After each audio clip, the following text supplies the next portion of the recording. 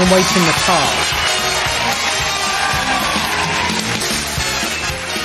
Not how, Kato. Told you, wait in the car.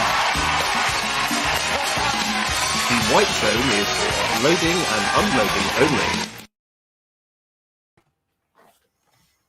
Let's talk track. Sunday night. Brilliant. Weekend. I've been looking forward to this all week. Oh, hello, Megan. I've been looking forward to seeing you the most. And these lot as well.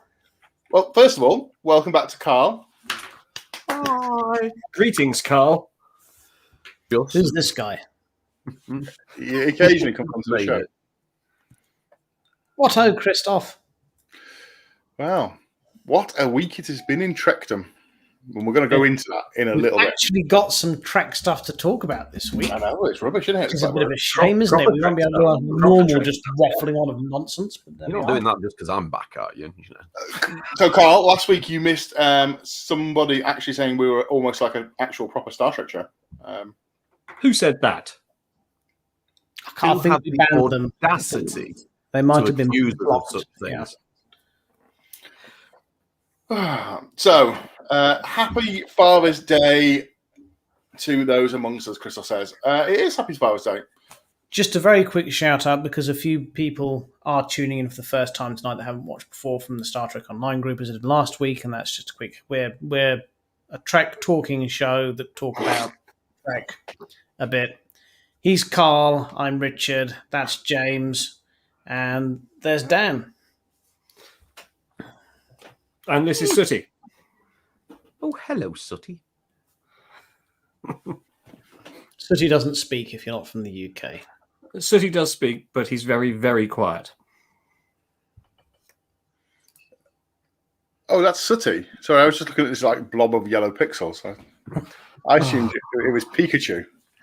If you have a problem with the pixels from Dillon Towers, take it up with the present Mrs. Dillon, who organises it.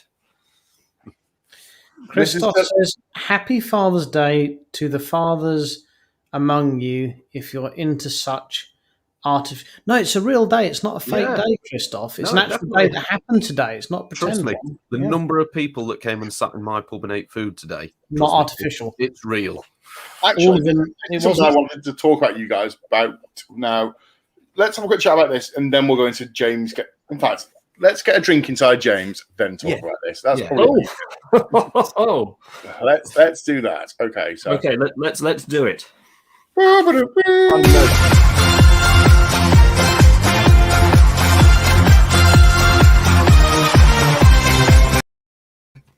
Here they are. Right, this evening's cocktail is known as the Pulaski's Punch. And if you're looking for the episode that you'll like to watch while enjoying your Pulaski's Punch, may I direct you to the episode Unnatural Selection, where Pulaski gets really old. Is this drink going to be a little dry? It may well be, because it features grapefruit juice. Oh, excuse me, to which I'm allergic. So you will need... I love hearing you sneeze, James. Don't show us. Let us guess. Is it aloe gin? No, I know. There we go. Yeah, the finest gin. So Would you rather believe it? We'll need a double of that. What ho, Alan? Evening, Alan. Just to Alan, the producers of Anno, I'm running a bit low now, so we need to talk to Alan. Don't forget, Alan. Before the show's over, we need to speak to you about a part in an upcoming project. So yes, that's in there already. Right, then we need the Aperol. Very popular this time of year, the Aperol. About 15 ml of that. Oh, yeah. So just interrupt you there, James. Carl, what is Aperol? It's a vaguely orange-based liqueur. Sort of thing. Here it is. Sort of like see how orangey it is. It's like Tizer. Like a Scottish Orangina. No, it's probably been near some fruit at some point. You will also need 25 millilitres of sugar syrup, which was prepared for me a little earlier. Whoop. Rather viscous. Well, it would be, wouldn't it? I'd be worried if it wasn't. Lemon juice. Now, bear with me. I'm still squeezing. No Ferengi lime this week, James. It's Ferengi lemon, as you know, because it is extra moist, juicy, bitter, tight. There we go. I'm going to just pull that straight in. Oh. It's going to be rather zingy. That's going to be pretty tart, isn't it? Right, and then we want the grapefruit juice. Not very much, just a single shot's worth.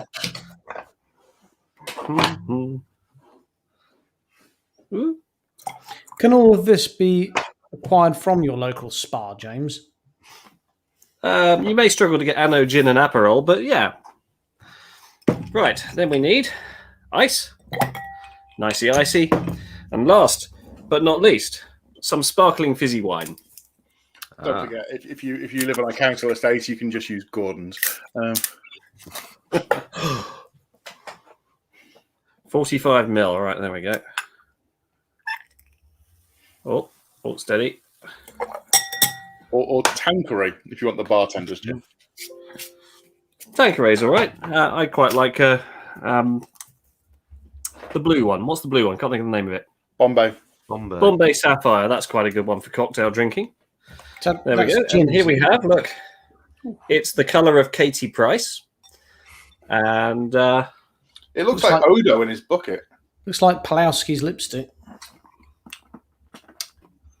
I'll tell you what that tastes like. Cavonia, the cough medicine.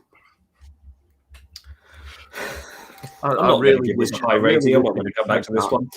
I wish you'd have said that the same way the advert does. Cavonia. Yeah. So, thank you for your cocktail. We otherwise have Benylin a lot, don't we? So what I'm going to do tonight is I'm actually going to shorten up the show a bit because there's lots to talk about. So, Carl, with your permission, I'm going to skip Collectible Corner this week. What? Yeah, there's lots to talk about. Firstly, I wanted to throw this one at you free, sort of cold, so you didn't have time to prepare for it. As we know, the three of you are fathers. I'm not, but the three of you are in the father camp. And today has been a day, so we've all enjoyed a Father's Day. It has indeed.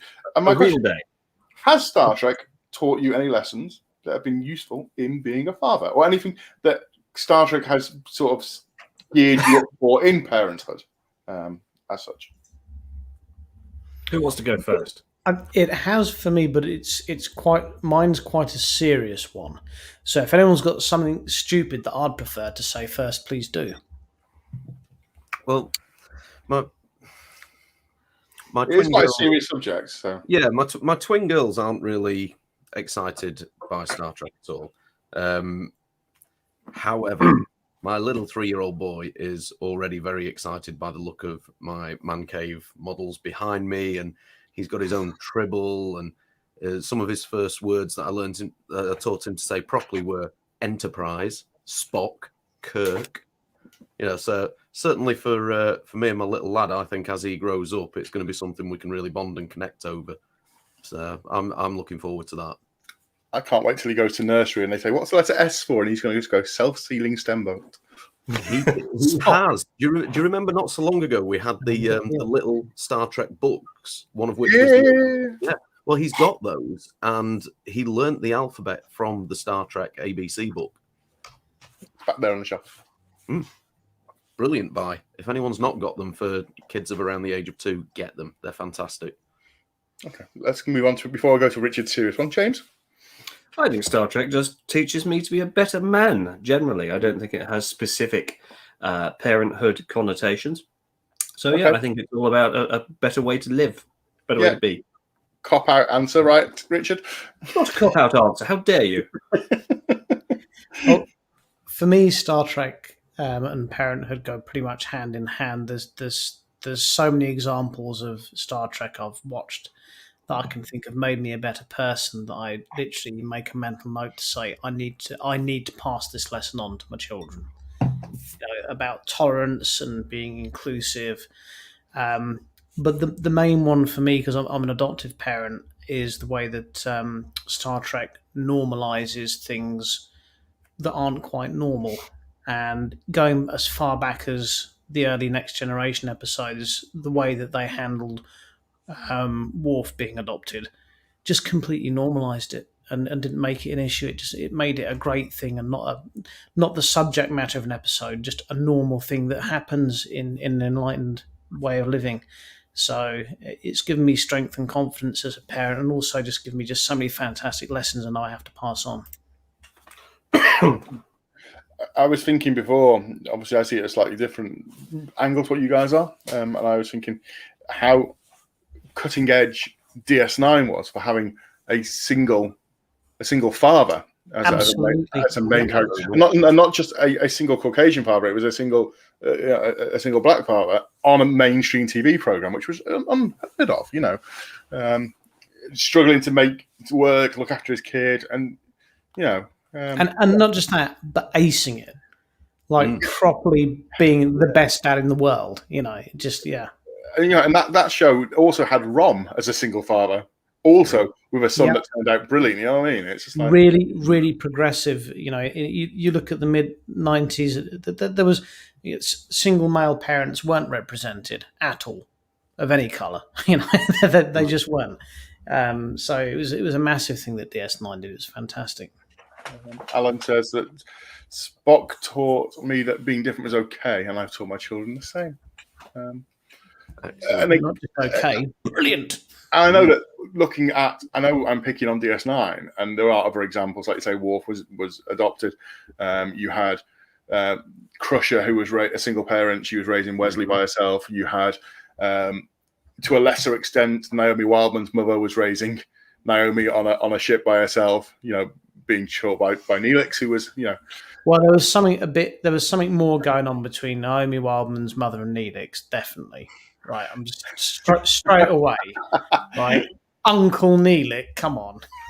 But I mean, what I was going to say is, like Alan just said about being different. I mean, Star Trek did sort of show that very much in DS9.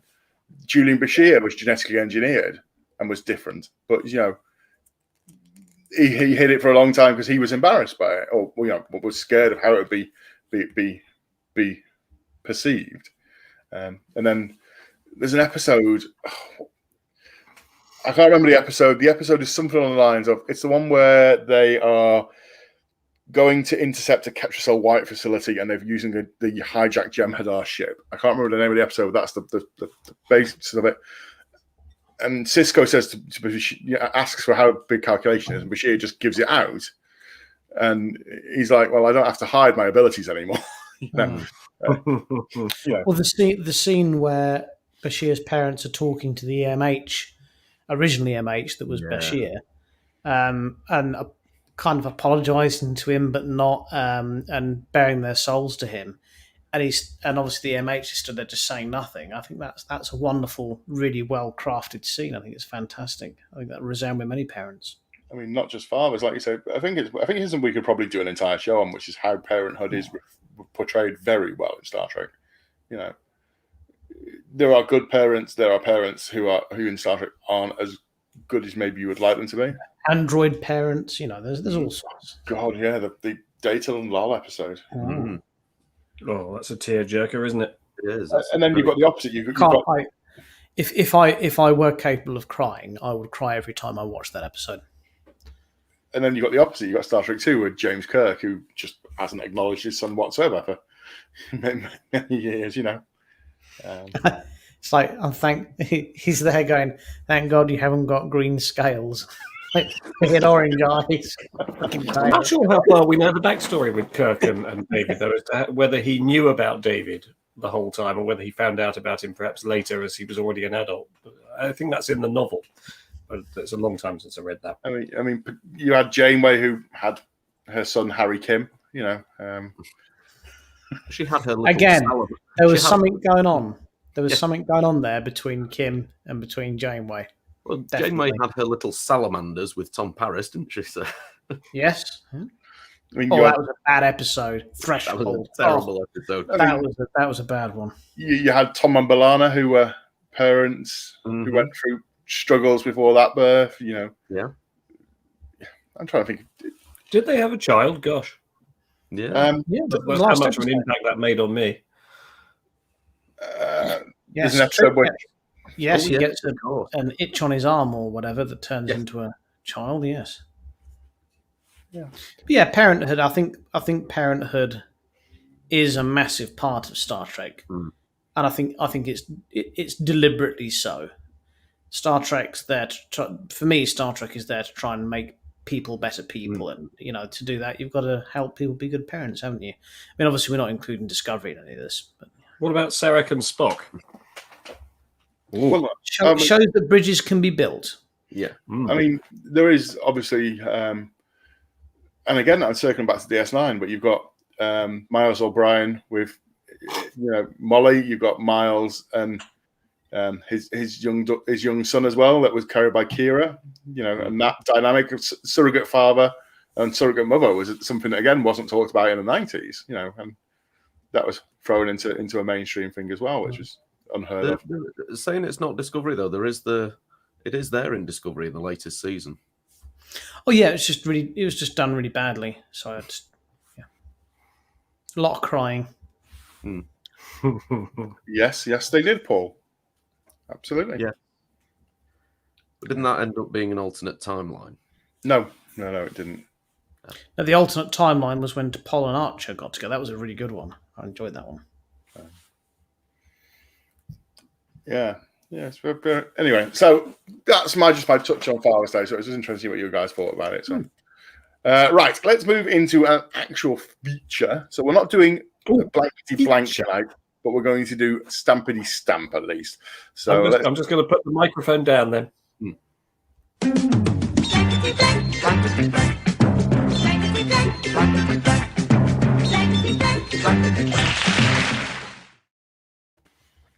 Woohoo! No, this is when James introduces and presents Stampity Stamp, which you can still do. Do we have a stamp that we can reveal for Christoph to immediately guess? We do have a reveal stamp, only the stamp. Reveal the stamp. Don't reveal it. Don't reveal it yet. Just Don't reveal it. Display the stamp. Display the stamp. Unveil the stamp. Unveil the puzzle. The pixelation. Produce Present the image. puzzle. There it is. Oh, that's definitely Johnny Five from Short Circuit. No. It's definitely Michael diving into a pool of jelly.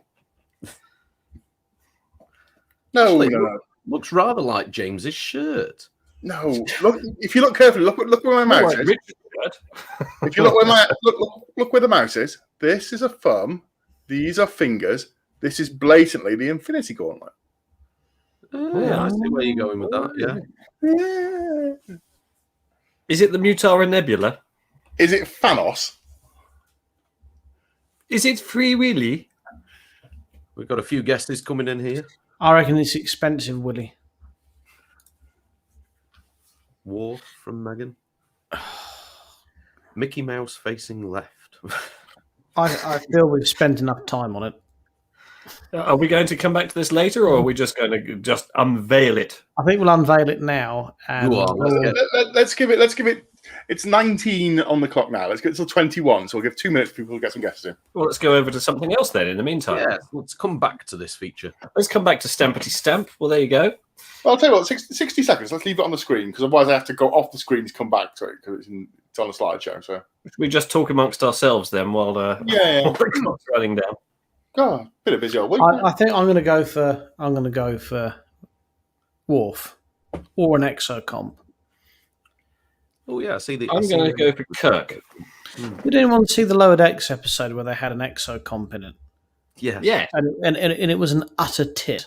Yeah, it was. I always thought to myself, like, if the exocomp could talk, because in the episode they're like, aren't they brilliant? And I just thought they were really. I know they never said anything, but I thought their actions were really obnoxious. I always assumed they were utter tits. So I'm quite glad that it was portrayed as being an utter tit in the episode. Right. Let's reveal the stamp. Are you guys ready to make the stamp reveal noises?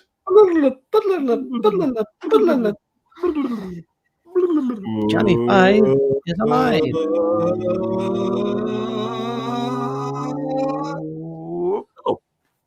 Shinzan! So we were all looking at basically the what's the black bit then? I don't know. Zoom back out. Why is there a black bit that looks like Mickey Mouse?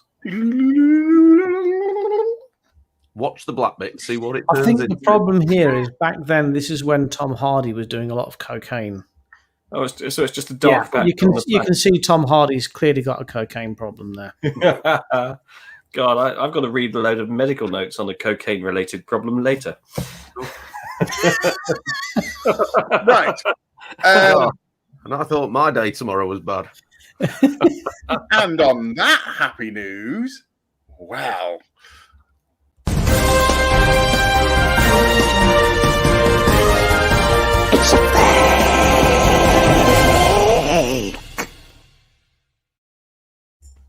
Okay, so I've called together this press conference. There's been a lot said about this so-called Borg invasion. It's not happening, okay? It's not a real thing. I can assure you that it's just fake news, okay? No one's going to be assimilated, okay? Resistance is not futile, okay? I personally have already had the vaccine, and I've not been assimilated at all.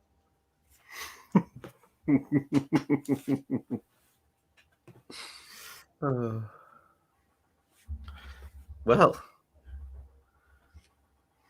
Any questions? no. Thank you, Mr. Thank you, Mr. President. President. I would like to know, do you think the world is flat?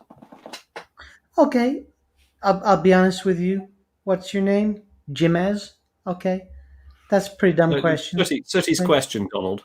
Can you have a look out of the window and tell me, is the Earth curved or flat? Have a look. Well, it's kind of pretty wibbly simple. wobbly, to be honest, isn't it? It's pretty simple, okay, if you've got smarts, okay? I suppose a map is flat, isn't it? So the world must be flat. Absolutely. If you pull a map out of your drawer, okay, and you lay it down on a table, and you look at the planet, you can see quite simply that it's flat. Okay? Okay? Okay. Thank you very much, Mr. President. We will catch up with you again next week for another The press briefing. president. You're welcome. You may return to playing golf.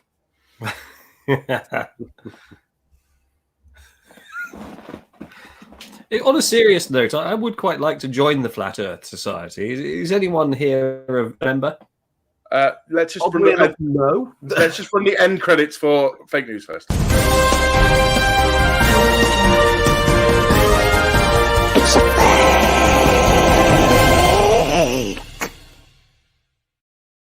Yeah, I just thought it'd be fun because their website says they have members all around the globe.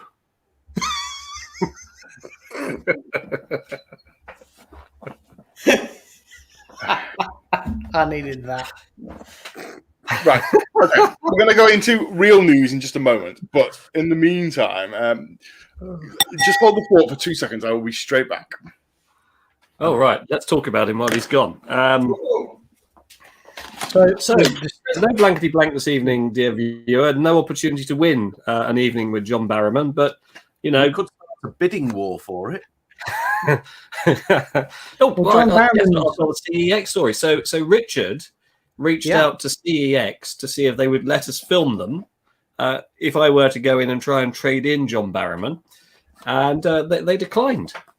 They were concerned that they asked me to detail the sketch as it was, and I said, well, my mate's going to walk in and trying to sell you a John Barrowman DVD. And they said, well, I think that that would show our store in a bad light, which for me says they're probably a prejudiced company. Yes, I'm afraid I'm very unimpressed with you, CEX. Your own website proclaims that this DVD is worth £1 for you to sell, but a penny for you to buy from me, and I wanted that penny. That's all right. You can get double that from Alan. 3,000 quadlos. Okay, so what was we up to? Someone remind me. You went away. Yeah. It got better as it went on. Oh, crikey. This is getting out of control now. Oh. A bidding war has started. Is that plus postage, Megan? How much if he signs it? Talking of bidding wars, James, have you won? No. Okay. Boring. Moving on. This, boys and girls, is one of the new leaked images or teaser images from Star Trek Prodigy. Very pretty. Nice, isn't it? It is very pretty. I've got a couple of these images, so let's have a quick look. Ignore my tat off my bottom of my desktop. So, just throwing this back, Dan, we know that Janeway obviously is the big draw for Prodigy, but she's a hologram, I think. Yes. The holographic version of Janeway circa the Voyager while it's stuck in the Delta Quadrant era. And she is some sort of guide to the other cast that we've seen. Yes. That's pretty much all we know about it, I think. Absolutely. Some other images. I'll be honest, some of these those things are sticking out of the clouds. Is it broccoli? I thought it was a huge Hot Wheels track. I think it's giant space broccoli. I think it makes a really nice desktop background on my computer, actually. It's like a celestial sea of Loch Ness monsters. It is. Ooh. Desert? Whelmed. Oh, he's underwhelmed. It's a catchphrase. He's underwhelmed. That looks like quite a nice visual. It kind of reminds me of Farpoint. I think it's Romulus, isn't it? From the beginning of Nemesis, it looks like that, but obviously that's been blown up, so that can't be Romulus. No, that's zoomed in on the arc reactor from Iron Man. It doesn't feel like Star Trek. It's it looks very generic sci-fi. It just doesn't look Star Trek, which is why yes, but Richard, if you look at fantastic books like this by friend of the show John Eves, some of the concept art does look kind of like that, and then it translates into what we know and love. So it's only concept art. We're assuming that everyone's a friend of the show unless they state they aren't. Well, we've met John Eves. He was terribly good fun. He signed a load of stuff for us. He's a friend of the show. Absolutely, he is. Of course, he is. I think unless anyone denies it, they are.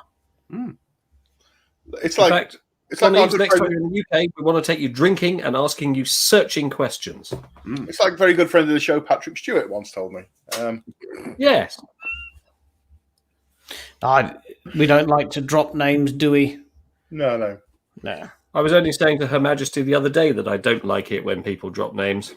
Absolutely. Right. So before we move into our next feature, we do have a congratulations to do.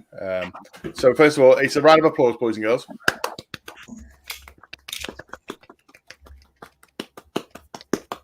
A big congratulations to our media contact at Showmasters, Zoe, who got married yesterday.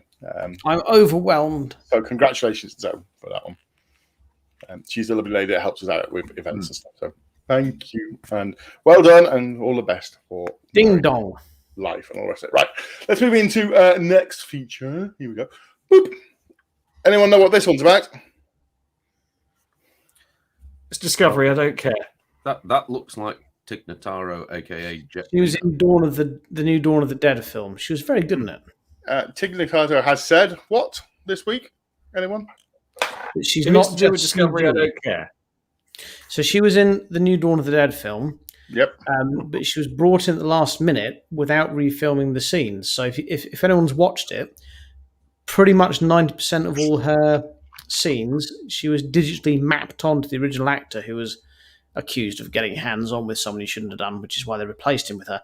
But yeah, they literally superimposed her onto an actor with the scenes already shot. I think that's just, it's a bit scary how good it's looked because I watched the film without knowing it and you would never have guessed. So in the news this week, Megan is correct. Reno is here to say, and they have said they will not be killing her off ever. Yet. No. Apparently, Kurtzman has said that she is never going to die. Let's wait to see if she gets accused of something, and then we'll find that out. Right. moving on. Ooh, Star Trek Fleet Command. This is what I want to play the video for. So let's play the video for this first, and then we'll go and have a natter about it. Which means move my mouse to that side of the window and pressing that. Yes! Did one of you guys just fire on me? Who's the chap on the I thought our cloaking device was on. LeVar said he fixed it. All right, guys, cloaking is fixed. What did you guys do? Oh, no.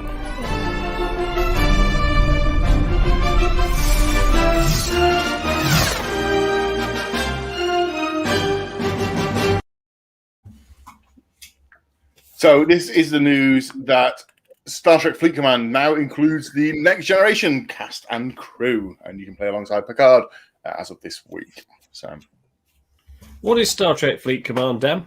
this is a free game you can download on Apple and Android devices. All you need is a reasonably decent phone. Can I play it using this? No, your stick of joy is not suitable, I'm afraid. Well, then I'm going to stick to World of Warplanes because I've very, very nearly got a Spitfire. Ooh. Could you not just pay Just for the deal? one rank below having a Spitfire, a proper plane. Oh, they've got a Supermarine Spitfire coming over the RAF Museum at Manston soon for the anniversary. Oh, brilliant. When's that going to happen? I can't remember now. It's before the summer's out, but we should go down for that, definitely. Brilliant, because I love Spitfires. Anyway, Star Trek Fleet Command, make sure you're back playing it. Right, moving on. This is where the big news starts. Brace yourselves. Oh, this is the news that Rick Stein is going to be in the new series of Star Trek Picard. That's Jean-Paul Gaultier, isn't it? So this week it's all Picard Season 2 trailer teaser thing. Now, if you do not want to know about Picard Season 2, this is where you tune it off and come back to us in about 10-15 minutes. Yes, and this is proper news. This is what we want to see. Picard. There's a lot to talk about. Right, I'm going to say this at the beginning. We cannot show the actual trailer for legal reasons. So I'd like to straight out. I mean, I'm assuming most people who have watched the show already have seen this trailer, and I just think it's incredible. We could probably spend at least an hour talking about the 1 minute and 9 seconds that they've released. There's so much in this 1 minute and 9 seconds. It's unbelievable. It really But is. instead, let's invite our friends at CBS to come on next week and talk to us to say why we can't show the trailer while we're trying to promote their show. Well, they are friends of the show, so I don't see why CBS, we love the show. Why can't we show the trailer? because we say bad things about their other shows. Okay, I'm going to also say now at this point a big thank you to the guys and gals at trekmovie.com, because it's from their site that I've stolen borrowed the still images that they borrowed from CBS. So they don't have any proprietorship over these images, Dan. Don't thank them. They've stolen them. You've merely stolen them again. This just makes you an accessory after the fact. Boop. Oh, hang on. Go back. We've got loads to talk about that first image, Dan. Yeah. So first of all, I know we all knew he was coming, but how great was it to actually hear him say "Mon Capitan"? Right, if you bear with how the slides have done, we'll get back to Q in a minute. You've not given us any sort of running order. Okay, so this also, where's the mariachi band? Right, so let's do this in order. So there was a trailer this week for Star Trek Season 2. Obviously, Q is in it. Moving on. This is what the poster looks like. Spaghetti Junction, which conveniently looks like a Delta. Against the LA City background. Now, I think we can already read a lot into this. We can. Yeah, because there's obviously lots of different turns you can take. There's lots of directions that can go. Mm-hmm. So I think straight away, without going even just from this poster, I think we can assume that Season 2 of Picard is going to mess around with a lot of timelines and things like that. The beauty is that with it being Q, they literally can do whatever they want. Well, they can. They kind of can anyway. But yes, with an omnipotent being, I mean, it's got it. I think are they going to bring into the continuum possibly being into trouble because of too much cocking around with the timeline? Who knows? But just from this poster, I think we're going to have It's a case of this could happen, that could happen, this did happen. We need to go back and redo this. This happened. Yeah, it's going to be a timey-wimey, wibbly-wobbly thing, I think. I mean, wibbly wobbly. Q has the ability, obviously, to make Jean-Luc human again, which. Well, he could have made Data human, but he never did. Yeah. But no, I mean, Q hasn't made himself look exactly the same age, but he hasn't. And I like the fact they aren't doing any silliness by trying to de-age John Delancey. An omnipotent being hasn't or didn't make Data human. It just means he hasn't yet. You know, let's be honest. There's absolutely no reason that Brent Spiner can't walk into this series as Data. Now you've got Q involved. So, right, let's go through it. Here we go. So, here's the slides in order. This is essentially the trailer in slides. So, the trailer starts, if you have not yet seen it, with an image of Picard coming through a door. Now, interestingly, that's a coffee cafetiere as opposed to a tea cafetiere, which I think straight away we can read into it being coffee on the table and not tea. I think that's a teapot, Richard. that's a coffee cafetiere. It's not a teapot. It's not a cafetiere. No, it does look more like a teapot. That's a coffee. That's a coffee jug. That's an Italian coffee jug. Controversy in the first.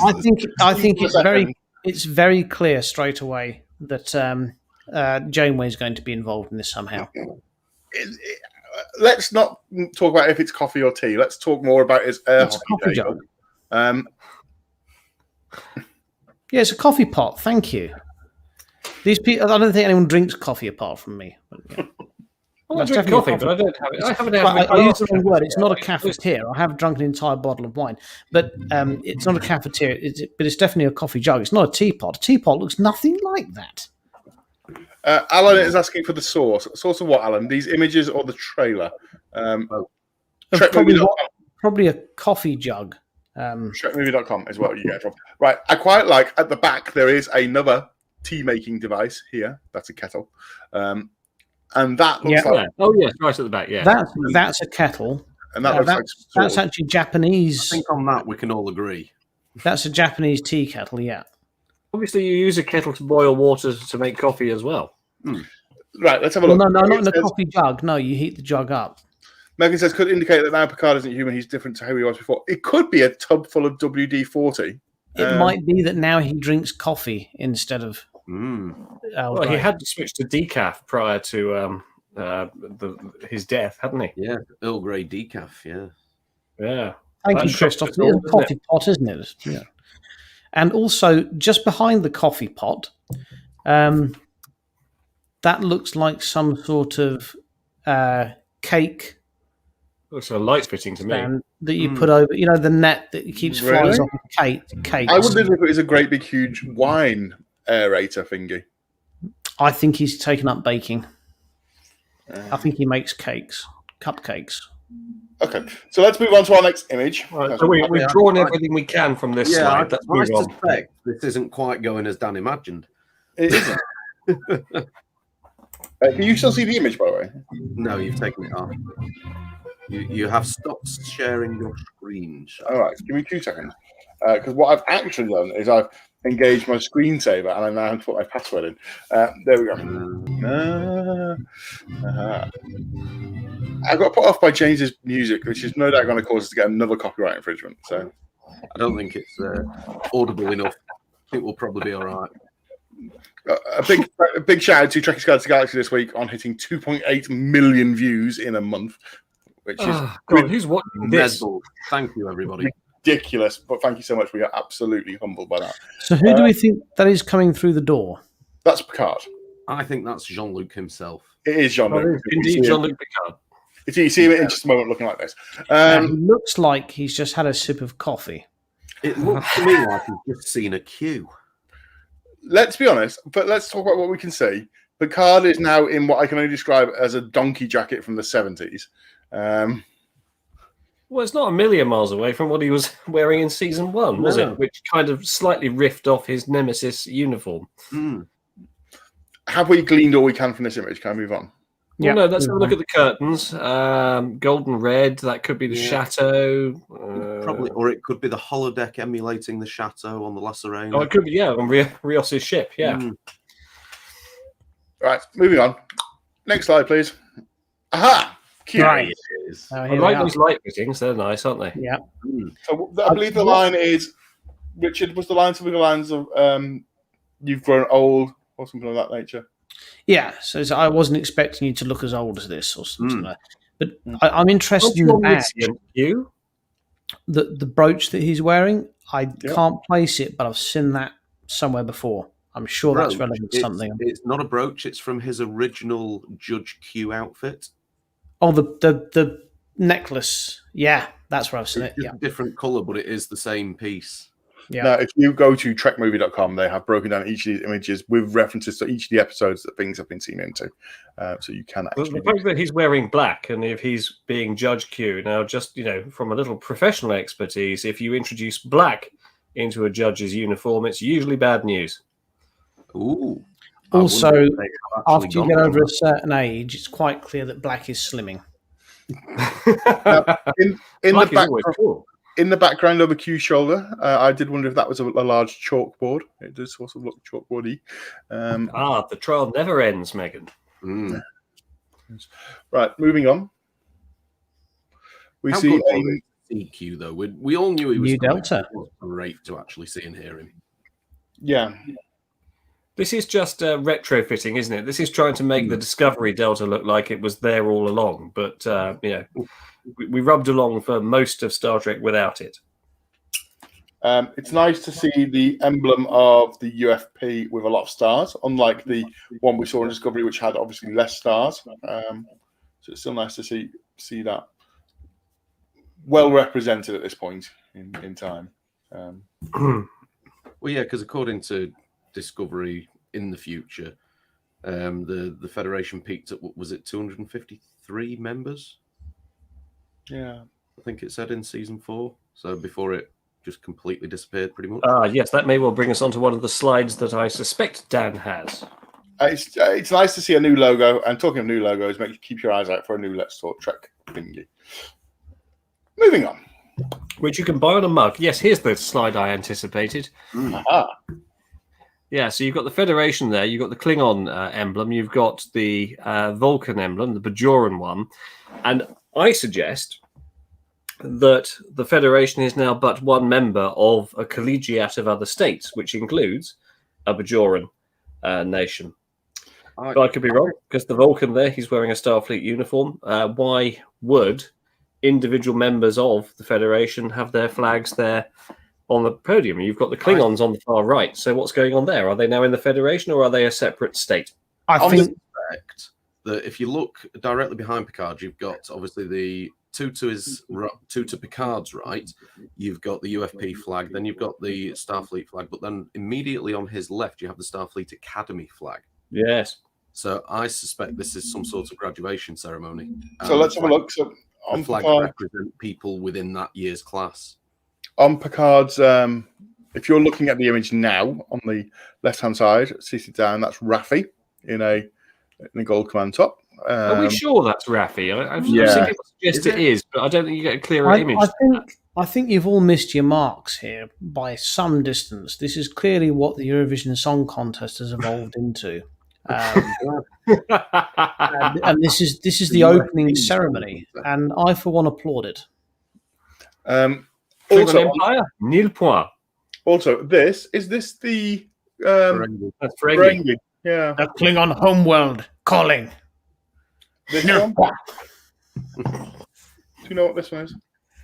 That's Andorian. Oh, is it Andorian? I think looks so, like a Cyberman's helmet.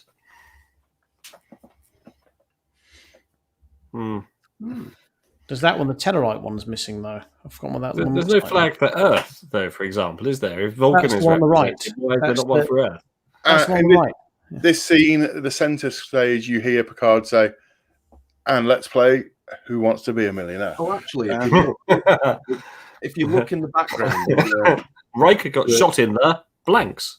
The patterned panels coming down the back wall, if you look at the base of those, it's definitely the Academy emblem. So yeah, I'd say this is definitely set in the Academy. Yeah, 100%. So let's have a look in the comments. Trials never over, says Megan. Foreshadowing, maybe? Does Q never cast Destiny? Nadim says not a chance. Of course he does. He's omniscient.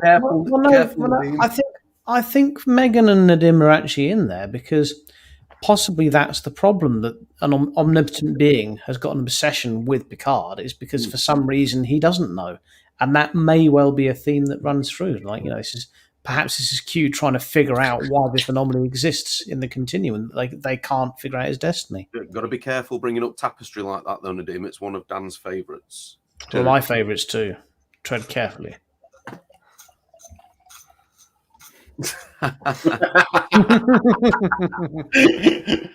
Oh, right. Let's move on. That's what Picard's career ends up as. He hosts blankety blank stampity stamp. Right. Now, yes. So this slide, clearly, someone's gone overboard with the hairspray. Oh, they're worth it. And, this is where they travelled back to the 80s, and they were running away from the Terminator. It looks like they've actually been transported into the wrong film set. I think they've accidentally been sent into Blade Runner there. Well, if you look carefully, these things along this edge are blatantly the insides of washing machines that someone's ripped out to make fire burning pits for their garden. That texturized stuff you see all over Voyager. It's everywhere on Voyager. Well, whoever that is on the right, there's clearly a perm going on there. That's Raffi. That's Raffi, and next to her is the ninja nun boy, Elnor, was it? Elnor, yes. Elnor. As played by Orlando Bloom. I might be a bit pissed, but I can't make that out. Oh, I recognize her. She's the Irish one from... Yeah, she's Laris. Absolutely. The Romulan with the Irish accent, yes. Yeah. Cheeky beep. Let's move on. Here we go. Daj or Soji, depending who it is. Well, so which one died at the beginning? Was it Daj or Soji that got shot by the Romulans? Died in the beginning, and it was Soji that was... Soji is the one that was left. Yeah. But Q has the ability to manipulate things, so this could be either. It could be either. Still has the different one. The wings there. It looks a lot like she's travelled back in time to try and get in on the opening sequence of Friends. Or Dynasty. She's got in front of the fountain there, and yeah, that's what's happening there. Yeah, maybe not. Carl is right. We do see the twin rings here, and a new badge here, which I think we didn't get a picture of. There is a picture on the website you can see. Oh, she's back. I liked her character. Oh, the lovely Alison Pill. Yeah, she's a great actress. Not saying the others aren't as good, but she was the best. She was wonderful. Agnes Girardi. She was really good. She was the standout actor in the first season. Not a lot to say Apart about from Patrick Stewart, obviously. Obviously. Not a lot to say about this image because there's not a lot you can really see other than what you can see. So, moving on. Now, you know what? I've got to be honest. I think he was a standout in the first He season. was superb, he was wasn't he? brilliant. I think he had... Very popular with the ladies. I only say she was the standout actor because if I'm honest with you, as good as he is, he kind of had an easy role to play.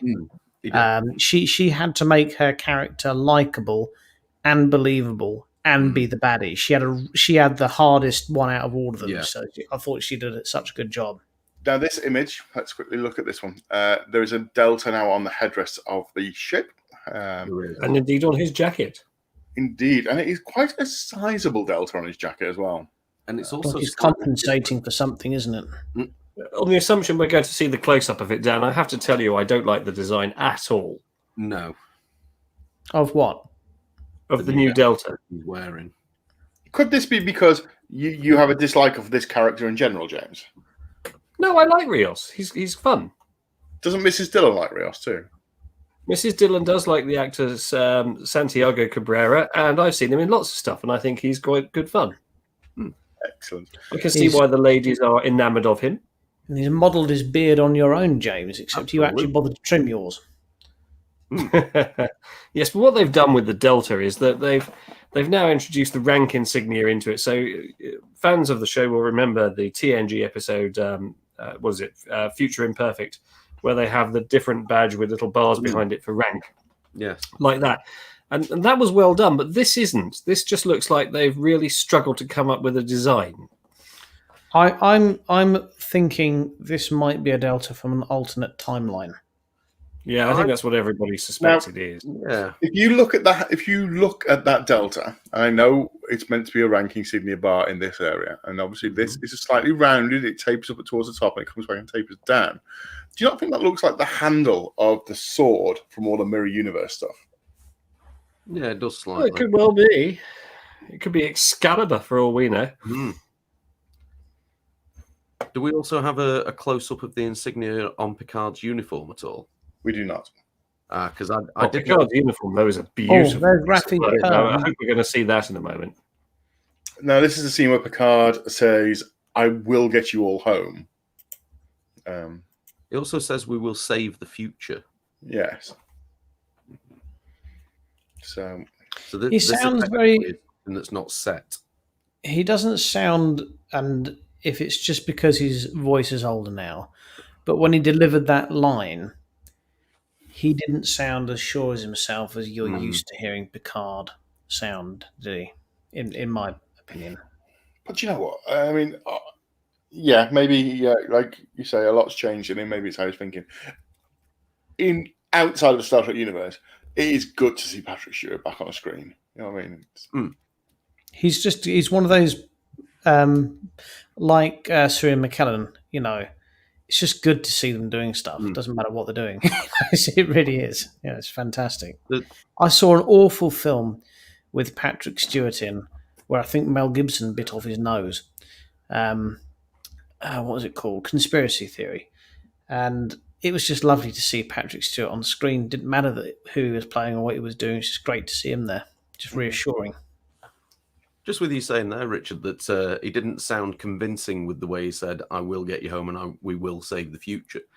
For some reason, it just made it pop into my head. And I think it was the episode where we first meet the Borg, where Picard's not reduced, but Picard's forced to admit to Q that they need his help. And it was very much on Q's terms in that sense. And, you know, at that point, Picard's very much, "You want me to admit it? Fine. We need you." I can't, that tone of voice he was using, I don't know. I've just got this image at the end of Picard season 2 of Picard actually being honest desperation. Yeah. Q, I need you.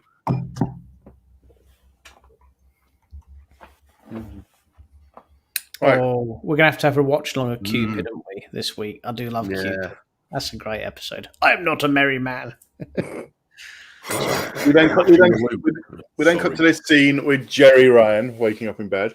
At this point, I think it was obvious that something was going to be different because the end was placed very... Just stop right here. Have you seen that episode of Futurama where the Cyclops woman, Lana?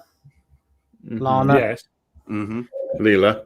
Leela, that's it. So she wakes up in absolute shock that she slept with Zach Brannigan. I'm not just saying it's only because you can see one eye, but that's exactly the same. That's exactly the same. They've stolen that from Futurama. That's Leela waking up next to Zach Brannigan right there. Next slide. Nice bedroom. We assume this is possibly... Zap's hiding in the wardrobe. Do we think this is on the... Not the Cerritos. Whatever. What's his name? The Borg cube. No, I was thinking on the... Well, wasn't at the end of the last season, wasn't Seven getting together with Raffi? They were holding hands, weren't they, over the coffee table? And that's a double bed, so presumably that's their apartment, I would guess. But if this is potentially an alternate future, then all bets are off the table. Or maybe she got together with Harry Kim after all. So we see this, which is in 7 of 9's. I reckon that's the Ranger badge. Yeah, I think you might be right. Some people are saying it looks like... People are saying it looks like a very alternative UFP badge, or a specialist of some kind badge. like you say, possibly the Ranger one. The thing in the middle, to me, looks like Leonardo DiCaprio's little thing out of Inception to remind him of reality. I fell asleep watching that film, honestly. Oh. And our final image is 7 of 9 without the eyepiece. Looks a bit like Donald Trump without the eyepiece, doesn't she? I've got a question about this, actually. I was rewatching Picard the other day. And you know when they offer her as bait, saying that she's got more implants than any other Borg? I thought, well, why does Seven have more implants than any other Borg that they might have recovered from a cube? Because she wasn't a particularly exceptional drone when Voyager restored. Because she was assimilated so young. And they removed those. It's because she was assimilated when she was like 6 or something. That's why. He was a baby. The only telling piece in this image, you may notice the ring on the hand. Ring finger, yeah. You don't think that they're going to potentially look at Mr. Chakotay coming in at all? No. Let's not spoil this. We have no way they're bringing Robert Beltran back. Maybe it's all some sort of vision quest. Now, we have seen Voyager episodes when... Where's your animal guide? Now, we did see Voyager episodes where 7 of 9 had holographically disguised her implant while she was sleeping in real quarters, when she was obviously dating Robert Beltran. Yeah, let's have a look.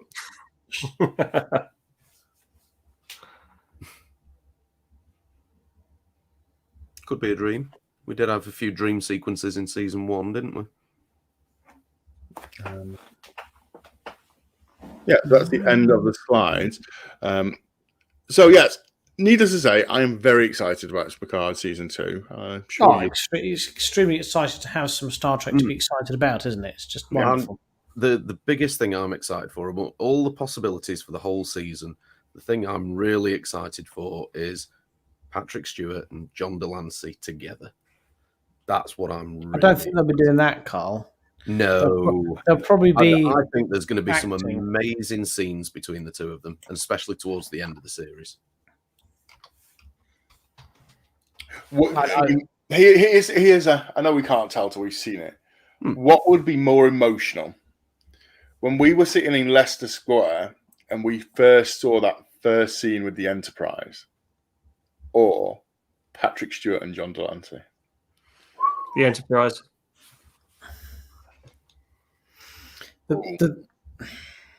We saw the Enterprise D every episode, week in, week out, for 7 years.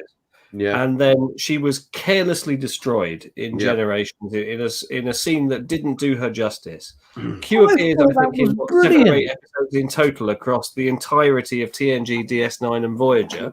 He's great fun, yes, but he's not the Enterprise D, is he? Sorry, James. I thought the destruction of the Enterprise D was brilliant. The saucer section crashing on the planet. I thought that was really well done. The way it was they know that the engineering section is going to blow. They can't fix it, which of itself is astonishing. Geordie can't repair that or deal with it, and yet they put themselves between the exploding battle section and the planet, and they did it all with models as well. They didn't use CGI. It was really well done. The scene was brilliantly done, but my point is, it's like just writing a character out for no good reason who survived any number of trials and tragedies, and the Enterprise D deserved a better end than that. I make that 4 points to James and 3 points to Richard. No matter how you score it, at the end of the day, they had to blow it up. Otherwise, we wouldn't have been able to get the beautiful Enterprise E. Point to Richard. Oh, yeah. Conceded points. That sounded like a concession from James then. I can't deny that the beautiful... Exactly, they had to. Enterprise is designed by friend of the show, Johnny. That was waiting in the wings. They had to get rid of the D. Well, they could have done. They could have just done it in a better way. It deserved a better finale than that. I thought it smashing into a planet was brilliant. That was great. It fell to like a 25-year-old bird of prey or something that was nowhere near the match of it. fully crewed, etc. The original Enterprise, when that lost to a bird of prey that was vastly inferior to it, was beaten to hell. It only had 5 people on board, and the automation center couldn't do the fighting. You wanted more of a fight. Yeah, I mean, when Kirk loses the Enterprise, he loses it only to trade for Spock, because that is the ultimate sacrifice he will make.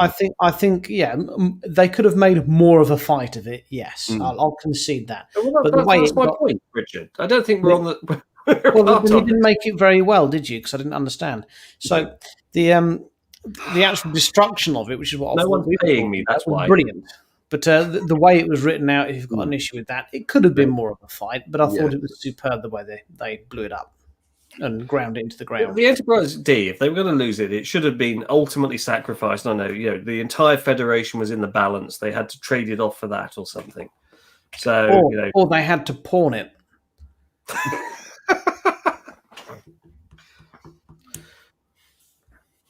They had to chop it in, sell it for scrap.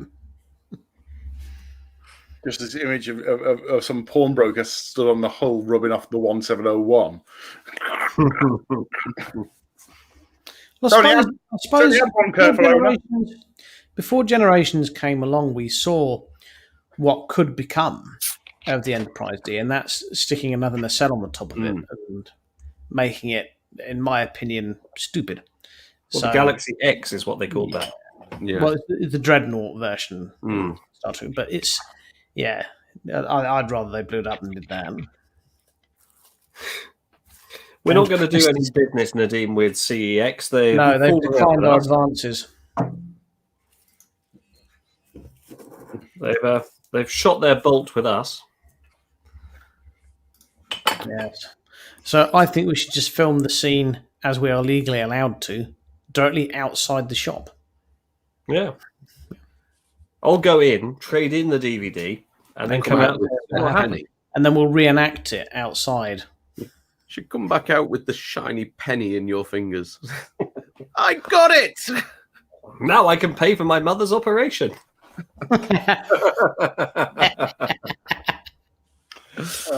Well, this has been a fun hour. We've done an hour today, so lots to have got through. We did skip off a lot of the normal stuff.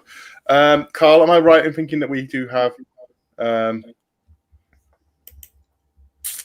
doofer to go through as well? A doofer? Yeah, we've got. There's a wish clip, I believe. There is a wish clip. Let's do that. Oh, I forgot about wish. I prepared that weeks ago. Yeah. We'll just roll VT. Well, do the title sequence, then roll VT.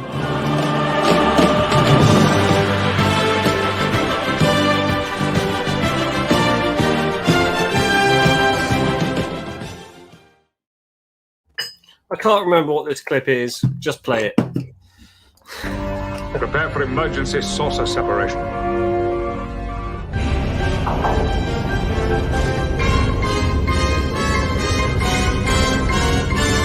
Separation complete. Saucer velocity 100 meters per second and increasing, sir.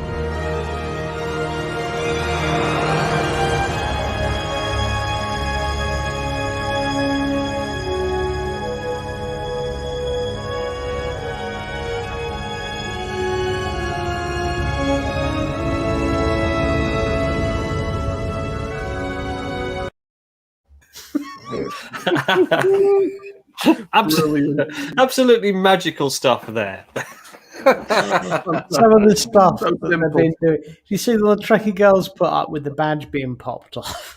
Yes, a load of people independently send it to me as well. I was like, oh, right, enough, I've seen it. Christmas every year when I get Make It Snow sent to me by multiple people. God, all right. Yeah. The worst thing is the amount of my friends that tag me in Star Wars shit. It's just like, is that the one with the laser swords? It's the one with the talking carpet or something. I don't know.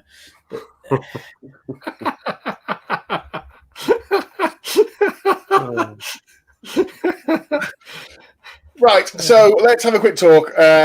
It is not too late at the moment to be thinking about buying a Hawaiian shirt if you're coming to Destination Star Trek, because we're going to be I wanted to have a quick, because last week we brought up we're going to have a Hawaiian shirt Let's Talk Trek get together on the Thursday. But pretty much everyone in the comments said they weren't going to be there on the Thursday. Oh. So I wonder if... We were the Science Museum on Thursday, weren't we? Well, this is in the evening, but I wonder if we could perhaps do it in the afternoon of the Friday or the Saturday. So just throwing that out there to what people think. Depends how the rota looks. I'm going to say we'll have to check the schedule when the event schedule comes out, won't we? Yeah. But if not, then possibly going to be busy.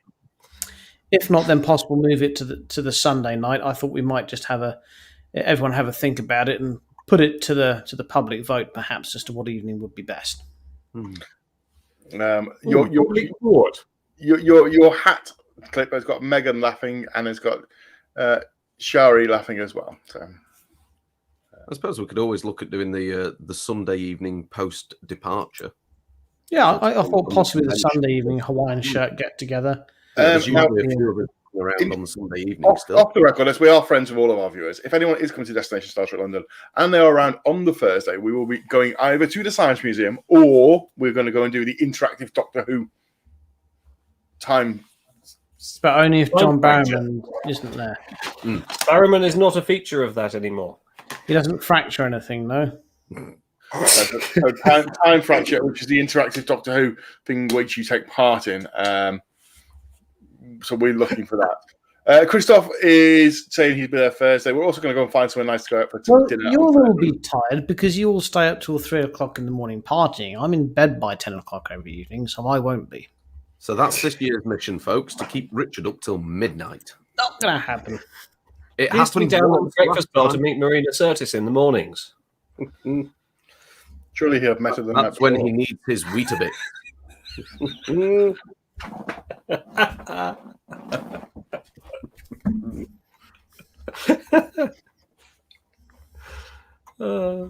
Right, on this happy thought, that's it for this week's show. Thank you so much for viewing. We couldn't do the show without you as viewers, so thank you so much. If you are out there and you, both of you, yes, exactly. Send some love to your dad if you can. It is Father's Day. I've been looking forward to this show all week. It's been lovely to share. So we're considering possibly, instead of doing a watch along, we may do a script read along.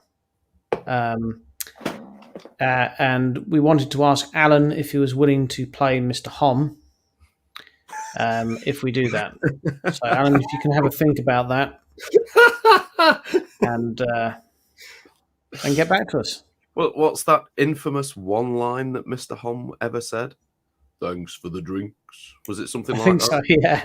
Something along those lines, wasn't it? Yeah. Alan will know. Alan will know. It's like that wharf, isn't it? Good tea, nice house. Minsk.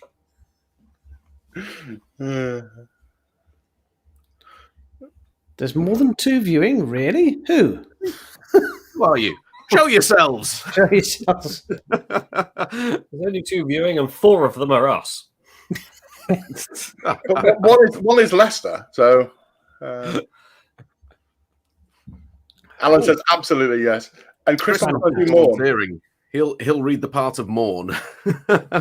Well, in all, if there's any particular episode that you'd like us to do, then for obvious reasons, a DS9 one with Avery Brooks in is my forte. But we'll read anything.